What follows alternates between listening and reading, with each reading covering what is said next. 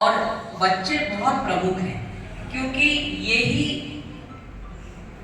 और घर के वातावरण से, बाल विकास की कक्षाओं से जो ग्रहण करेंगे वही फिर ये आगे अपने जीवन में अपनाएंगे, उतारेंगे उसको। तो ऐसा ही एक बालक हमारे बीच में है, बाल विकास का गीत शर्मा, जो कि बहुत ही कहना चाहिए कि उसने सारे संस्कृति जो हमारी भारत की, उसकी जो प्रमुख प्रमुख विशेषताएं वो देखा जाए तो उसने अपने जीवन में उतारी है। और परिवार से भी उनको वैसा ही माहौल मिला है, उसी प्रकार का उनका पालन पोषण हुआ है। तो वो अभी भगवान के विषय में कुछ बताना चाहते हैं। गीत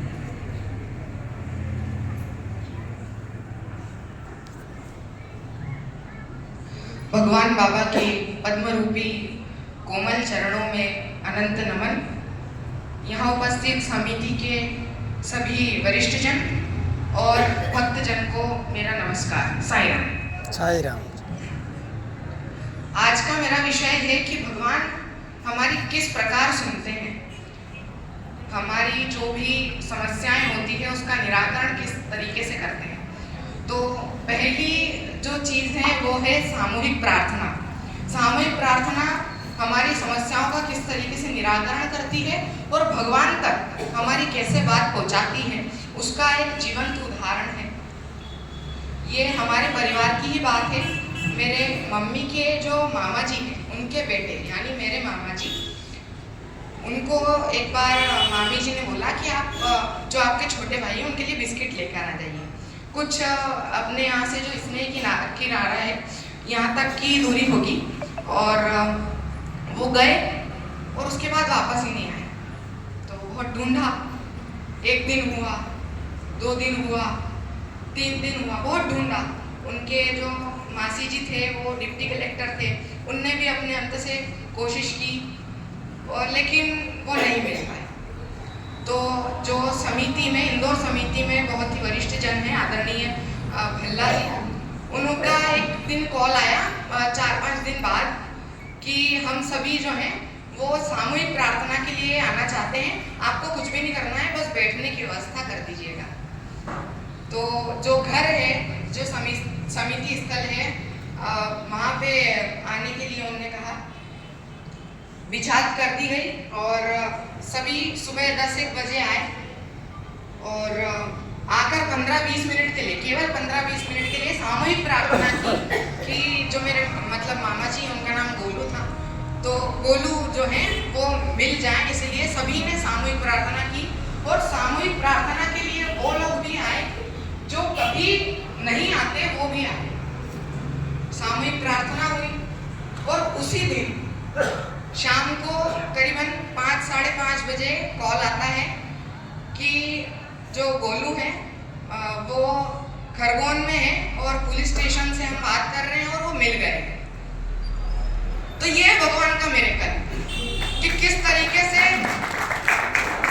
चमत्कार है ये, कि किस तरीके से सामूहिक प्रार्थना करने पर, इंडिविजुअल नहीं, सामूहिक प्रार्थना करने पर भगवान हमारी किस तरीके से सुनते हैं। इंडिविजुअल तो सभी ने प्रार्थना की, लेकिन जब सभी इकट्ठा हुए एक ही चीज पर, सभी ने भगवान से बात की, तो वो चीज हुई।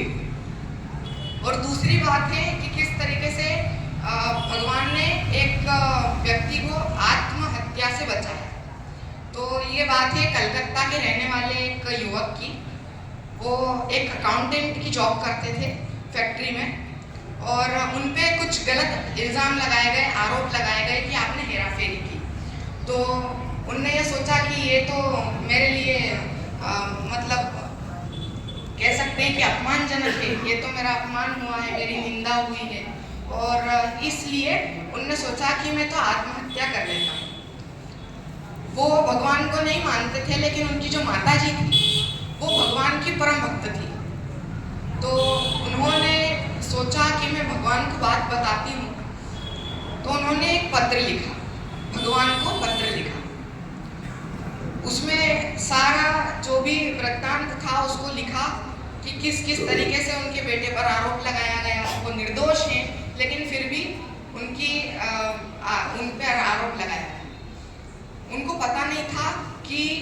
पत्र है उसको भगवान तक किस तरीके से पहुंचाया जाए। तो उनके घर पे भगवान बाबा का एक फोटो था। उन्होंने केवल उस फोटो के पीछे उस पत्र को रख दिया। अब जो युवक थे उन्होंने सोचा कि मैं आत्महत्या कर लेता हूँ।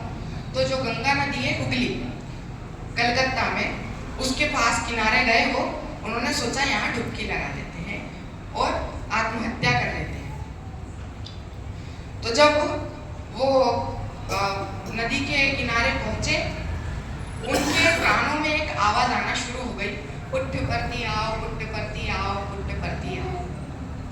उन्हें समझ नहीं आया कि ये आवाज कहाँ से आ रही है। उन्हें आसपास देखा, कहीं से भी कोई भी व्यक्ति नहीं दिखा कि ये आवाज कहाँ से आ रही है। उस आवाज के कारण उन्होंने आत्महत्या का जो विचार था उसे त्याग दिया और वापस घर आए, स्टेशन गए, टिकट खिड़की से बेंगलोर के लिए टिकट बुक कराई।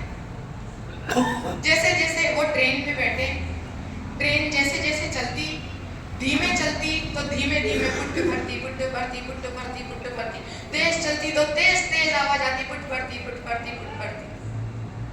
उनके कानों में वो आवाज निरंतर गूंज रही थी, निरंतर गूंज रही थी। वो बेंगलोर पहुंचे। बेंगलोर से एक पेनाकोंडा नाम का गांव था, वहां उनको ट्रेन से जाना पड़ता और ट्रेन से और फिर पेनाकोंडा से पैदल पैदल यात्रा करके कुछ कोस दूर पुट्टपर्ती जाना होता था। तो वो टिकट खिड़की पे गए।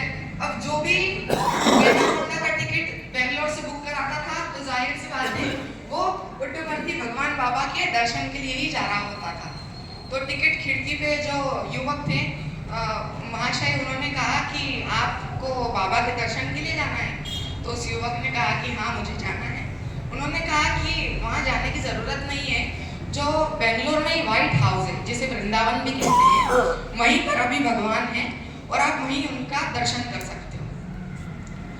लेकिन उस युवक के कानों में निरंतर पुट्टपर्ती, पुट्टपर्ती, पुट्टपर्ती चल ही रहा था। तो उन्होंने फिर फैसला किया कि नहीं, मुझे तो पुट्टपर्ती ही जाना है, आप तो टिकट बुक कर दीजिए पेनाकोंडा का। वो पेनाकोंडा गए, वहाँ उतरे, उसके बाद पैदल यात्रा करके पैदल पैदल हर सांस में, हर कदम में फिर से पुट्टपर्ती, पुट्टपर्ती चलता रहा। वो पुट्टपर्ती पहुंचे और अब देखिए मिरेकल कि उन्हें जब वहां पर गए तो उन्हें पता चला कि 1 घंटे पहले ही बाबा वहां उनसे पहले पहुंचे। तो जब उन्हें पता चला कि वो बेंगलोर में है, लेकिन फिर भी उन्होंने फैसला किया कि उन्हें पुट्टपर्ती जाना। तो वो पुट्टपर्ती आए। जब बाबा भी वहीं थे तो फिर जो भक्तजन थे उन्होंने बाबा से पूछा कि बाबा यहाँ तो गर्मी का मौसम है, बहुत ज़्यादा गर्मी पड़ रही है, लेकिन आप व्हाइट हाउस को छोड़ के, बेंगलोर को छोड़ के वापस पुट्टपर्ती क्यों आए? बहुत आश्चर्य की बात है। तो बाबा ने कहा कि जो वृंदावन है व्हाइट हाउस, वहाँ पर और भी बहुत सारे विद्यार्थी आने वाले हैं, तो उनके लिए भोजन व्यवस्था करनी होगी और भोजन व्यवस्था करने के लिए मैं चावल जमा करने यहाँ आया। अगले दिन सुबह भजन हो रहे थे। भजन में वो युवक भी था। भगवान बाबा अपने सिंहासन पर विराजमान होकर भजनों का आनंद ले रहे थे और जैसे ही भजन समाप्त हो गए तो भगवान ने उस युवक के पास जाकर आवाज दी, ए कलकत्ता, इधर आओ, अंदर आओ, साक्षात्कार के लिए आओ। तो वो युवक भगवान के पीछे पीछे गए, अंदर गए, साक्षात्कार के लिए गए और उनके ऊपर, युवक के ऊपर जो भी आरोप लगे थे, उस पूरे आरोप और पूरी कहानी को भगवान ने उन्हें सुनाया। वो युवक आश्चर्य में था कि भगवान बाबा को कैसे पता चला कि मेरे साथ में ये बीती है। वो रोया। भगवान ने बहुत समझाया कि ये जो आत्महत्या का विचार तुम्हारे दिमाग में है, तुम्हारे मस्तिष्क में है, इसे त्याग दो और एक नई शुरुआत करो। जो भी आरोप तुम पर लगे हैं वो सब गलत है। आत्मविश्वास रखो, अपने ऊपर विश्वास रखो, तुम सही हो।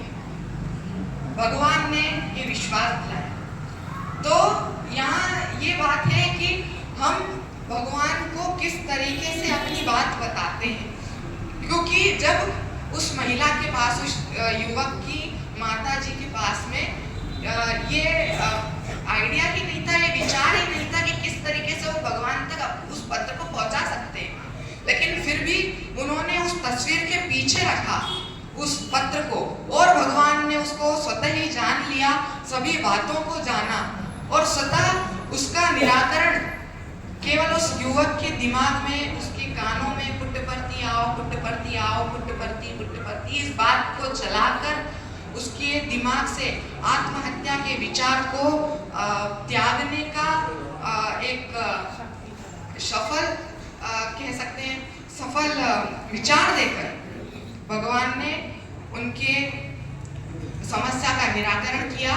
और जो पहली कहानी थी, जो कि एक सत्य घटना है, दोनों ही सत्य घटनाएं, लेकिन जो पहली कहानी थी वो तो सामने ही हुई, तो वो जो था उसमें भी सामूहिक प्रार्थना, इंडिविजुअल तो हम करते ही हैं, लेकिन सामूहिक प्रार्थना किस तरीके से हमें लाभान्वित करती है और भगवान तक हमारी बात को पहुंचाती है, और किस तरीके से जल्दी हमारी समस्या का निराकरण करती है, ये हमने आज जाना। तो भगवान तक कोई भी बात पहुंचाना, और कहते हैं कि भगवान हमें माता जी से ज्यादा प्यार करते हैं, हमको दुलार करते हैं, हमारा ध्यान रखते हैं, हमारे साथ चलते हैं, हमारे साथ रहते हैं, और हमारे ऊपर एक छत्र छाया बनाकर रहते हैं।